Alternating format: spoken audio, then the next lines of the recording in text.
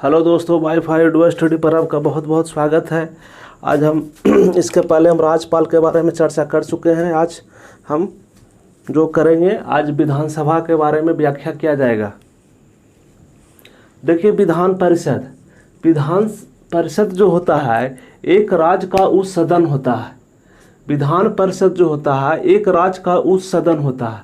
अब विधानसभा कोई अनिवार्य सदन नहीं है।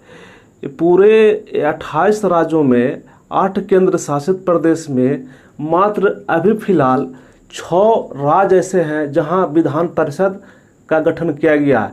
लेकिन एक हाल ही में आंध्र प्रदेश सरकार ने विधानसभा में विधान परिषद विघटन के लिए बिल पास कर दिया गया है, जो केंद्र सरकार के पास भेज दिया गया है। अगर केंद्र सरकार उस पर मोहर लगा देते हैं तो वर्तमान स्थिति में मात्र 5 विधान परिषद रह जाएंगे। एक करंट न्यूज है। अनुच्छेद 169 में विधानसभा के गठन के बारे में व्याख्या किया गया है कि तो इसका गठन जो होगा 169 में गठन है। राज्य में विधानसभा, हाँ, 171 में संरचना के बारे में किया गया है। इसकी संरचना कैसा होगा, विधानसभा में संरचना कैसा होगा। लेकिन आप इसका 169 में ही गठन का देखिएगा तो गठन का जो प्रावधान किया गया है कि राज्य के विधानसभा के, अगर मान लिया किसी राज्य में विधान परिषद का गठन किया जाएगा तो कैसे किया जाएगा।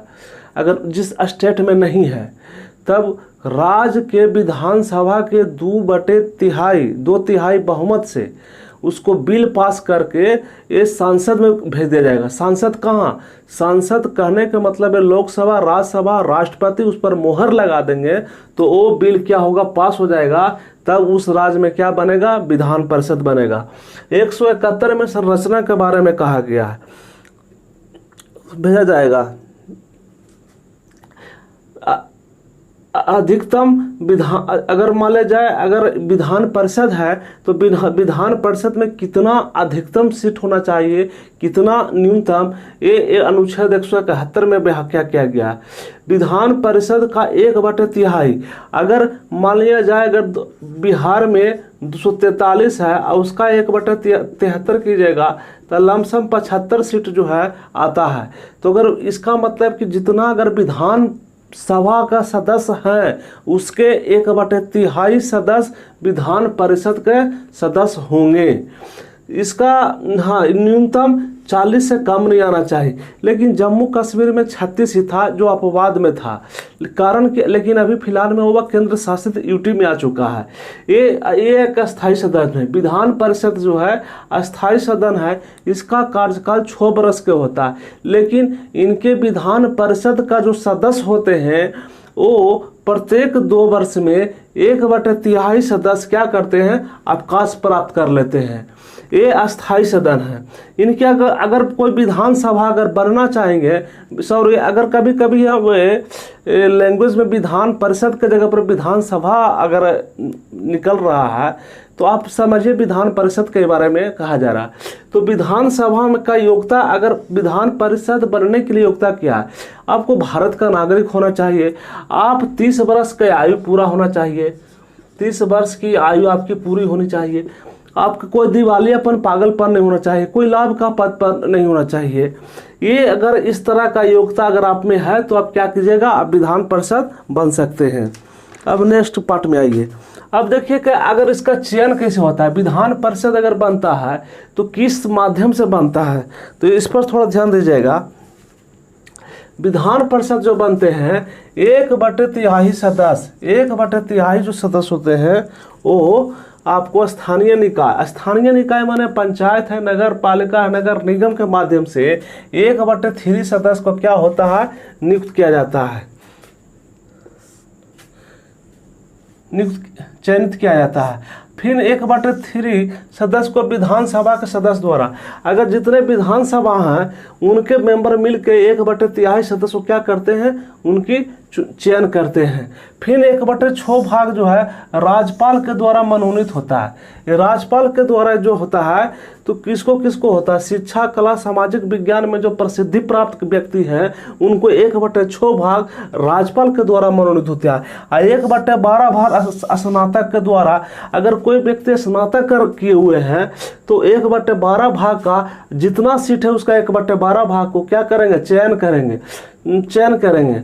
तो चयन करेंगे तो स्नातकों द्वारा, लेकिन वो व्यक्ति स्नातक हो जो स्नातक करने का 3 साल पूर्व, मतलब 3 साल पहले स्नातक कर चुके हैं, वही व्यक्ति वोटिंग करके 1/12 सदस्य को क्या करेंगे, चयनित करेंगे। 1/12 भाग अध्यापकों द्वारा होता है। वैसे अध्यापक जो 3 बरस कम से कम सरकारी स्कूल, न कि प्राइवेट स्कूल, सरकारी स्कूल में वह क्या किए हैं, शिक्षा प्रदान किए हैं, वे व्यक्ति क्या करेंगे, 1/12 भाग को चयन करेंगे। अब आता है कुछ ऐसा कुछ नियम आता है कि कुछ विधायक के बारे में ही बताया गया है कि कौन सी विधेयक है। देखिए, साधारण बिल, अगर बिल आता है, साधारण बिल, तो जब विधानसभा अगर कोई बिल पास करता है तो विधान परिषद के पास भेजता है। विधान परिषद अगर उसको अटका देता है या बिल को किसी कारणवश उसको मतलब इम्प्रूवमेंट के लिए कहा जाता है, तो कम से कम 3 माह के अंदर उसे पास करना होता है।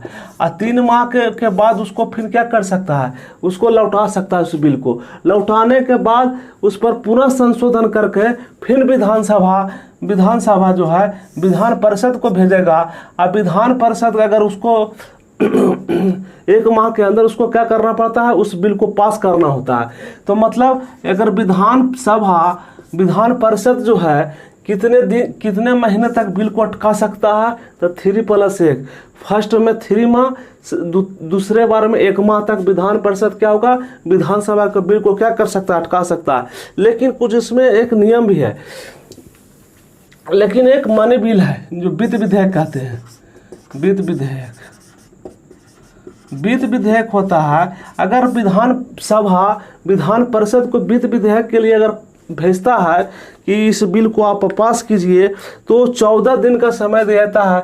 14 दिन के भीतर आपको उस बिल को पास किया जाता है, नहीं तो वित्त विधेयक जो होता है जो अपने आप में फिर पास माना जाता है। जितने भी इम्पोर्टेंट था विधान परिषद के बारे में उसकी पूर्ण रूप से व्याख्या कर दिया गया है। नेक्स्ट वीडियो में हम विधानसभा के बारे में डिस्क्राइब करेंगे। बहुत बहुत धन्यवाद।